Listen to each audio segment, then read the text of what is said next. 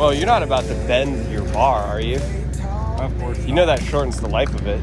By how much? James! James, what are you doing? So we can have nice things. Loggers will break a ball bearing. We all know it. I grew up in the country with the 12-gauge shotgun. I grew up in the country underneath that sweet gum, out chasing rock and roll. Don't forget, now everybody knows that I grew up in the country. Good morning, Christian. Good morning.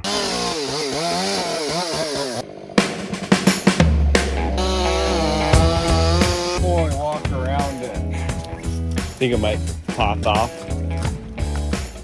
There's just a small piece holding it.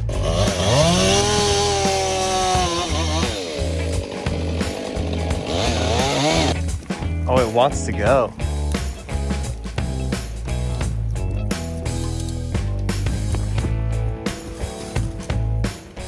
Okay, we're gonna get rocking again.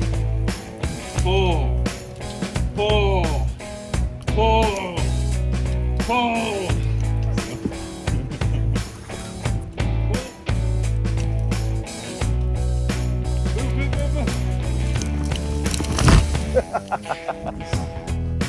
It's crazy. It looks like it's always been like that.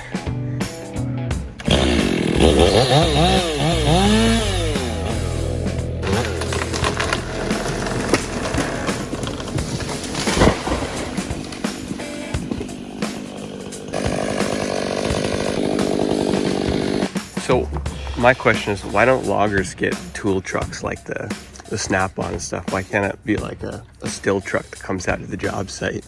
That's a really good point. They just don't care about us anymore.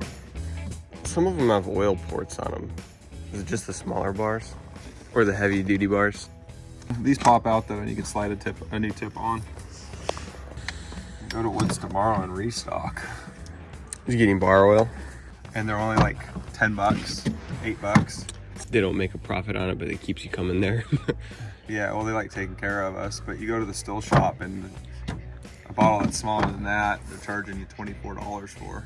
I know a lot of guys that for a whole career they used motor oil. The problem I really hate is the mess it makes. How clogged can those things get before you actually notice performance issues? Just shake them out. I mean, you can blow through it. You do every like 2 times you fill up is just kind of a rule of thumb.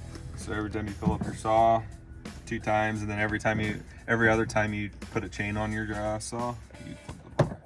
Yeah, so it goes out just past this clump. There's another hemlock. There's a fence. It's hard to see along that back line. You see these 2 trees you can clearly see? Yeah. It's kind of right back behind there. So it's a square.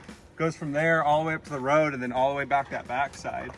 Kind of clean it up, then I can start actually getting some lines on shots. If we had an extra 30 feet of clay, it wouldn't be an issue. I could start just tossing them back and forth and creating big holes. But we have a lot of things around here.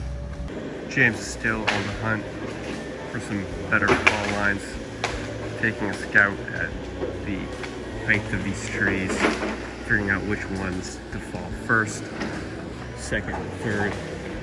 We're gonna hop up there, pick all the ugly hemlock off the side hill here, and that'll open up that hole. We can take the big guys in this corner and throw them that way.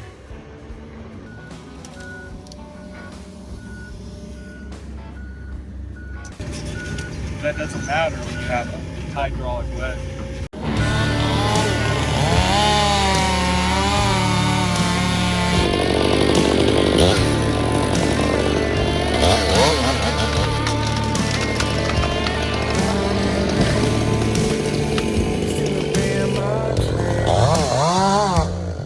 Where my dad is rocking.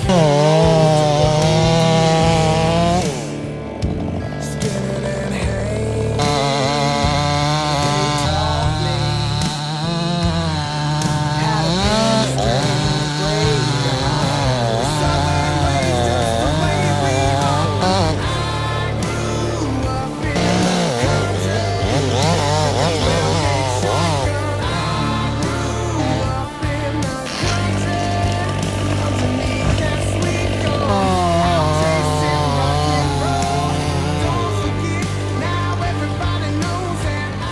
There's also something about the chainsaw vibrations maybe that make all of the spiders start crawling everywhere. The bees too. He's aiming for that same hole out to the right.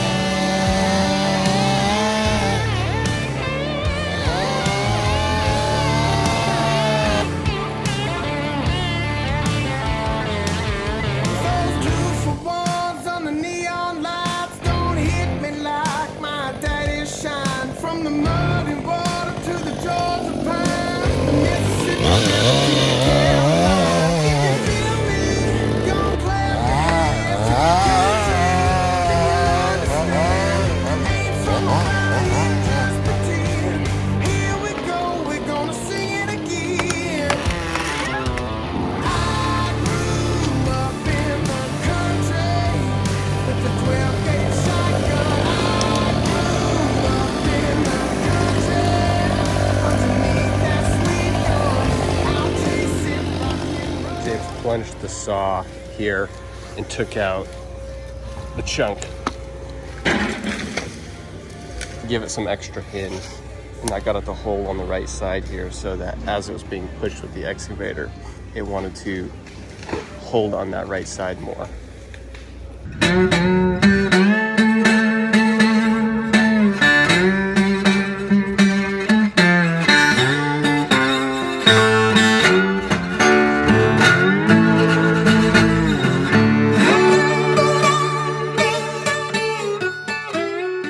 Making it easy on yourself.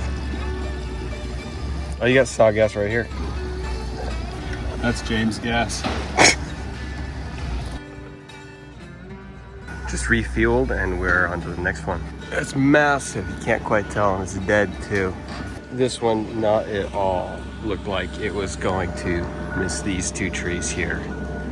It had a ridiculously heavy lean on it.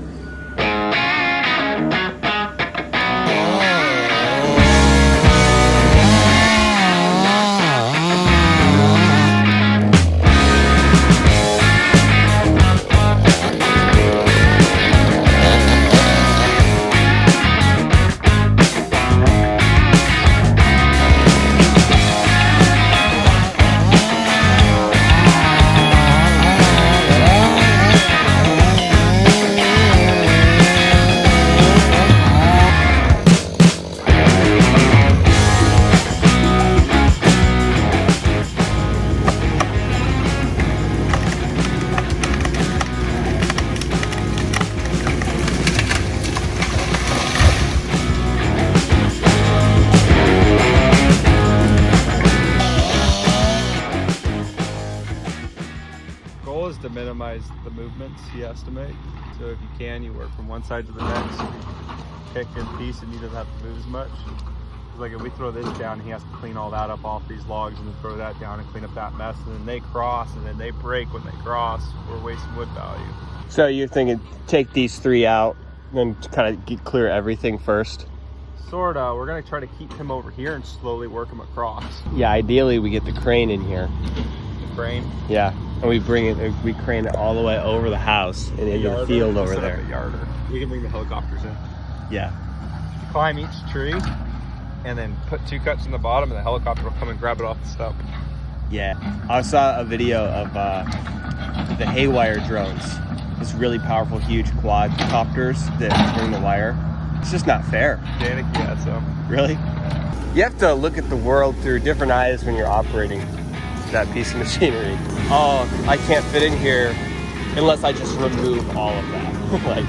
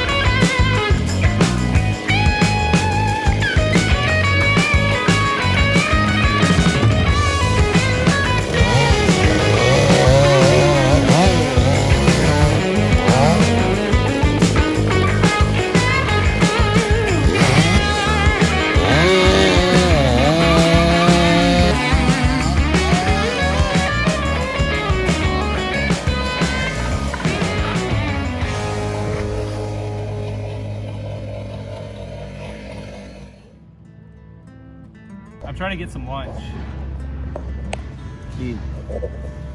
Some chicken wings. so leaving Cedar on purpose. They're really good privacy trees. They're beautiful trees, and the cedar in here seems to be doing really well. Yeah, now that you've cleared out a few of these other ones, there's more cedar than I thought. Yeah, and you can see how it's just like apart. Yeah. But you'll see, so like as we staggered them, the idea, so you have the one back there, this guy, and this guy. So they all look like they're at different areas right here.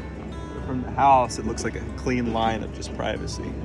Since we're opening up the canopy, the sun will make them have new shoots of growth. They're gonna green up a lot. So like all these ones that all the greenery is starting to die off, they'll fluff up in the next couple of years like you would not believe. Yeah, they're choked out pretty bad right now. Yeah, well, they put all their growth and they're so tall because they're fighting for it, so they're putting all their energy into growing tall. That's my arborist coming out.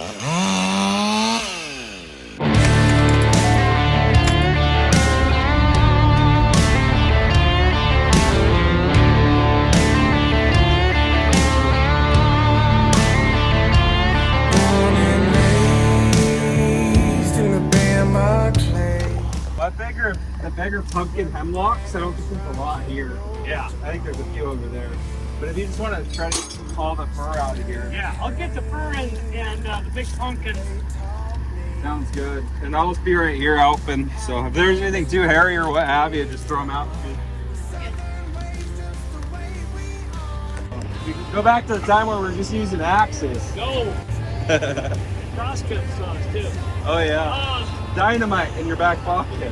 36s or 32? 36s. Yeah. Cutting them back to 30 on this one wasn't giving me an extra log. So. Now everybody knows that I grew up in the country, and the country grew up in me.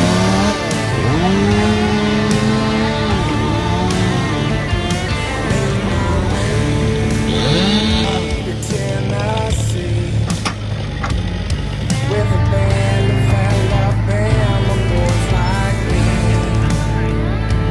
found a stage to let us play. I crank back the shot and turn it loud. Soon we had the whole damn crowd singing, I grew up in the country with the 12-gauge shotgun. I grew up in the country underneath that sweet.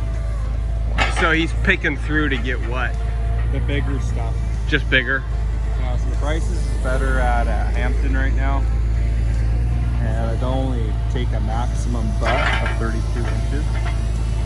So we want to minimize what we send to other places at the moment because they have the best prices by over 100,000. Those 2 for 1s on the neon lights don't hit me like my daddy shine. From the muddy water to the Georgia pines, the Mississippi River to the Carolines. If you feel me, gon' clap your hands. If you're country, then you'll understand. Ain't from around here, just pretend. Here we go, we're gonna sing it again. I grew up in the country with the 12-gauge shotgun. I grew up in the country underneath that sweet gun, out chasing rock and roll. Don't forget, now everybody knows that I grew up in the country. Well, I hate loading under power lines, especially the big stuff. If something happens, Well, it comes close. yeah, Yeah. it just, I feel better up here. It didn't look that bad. No, it sounds good to me. Rock and roll.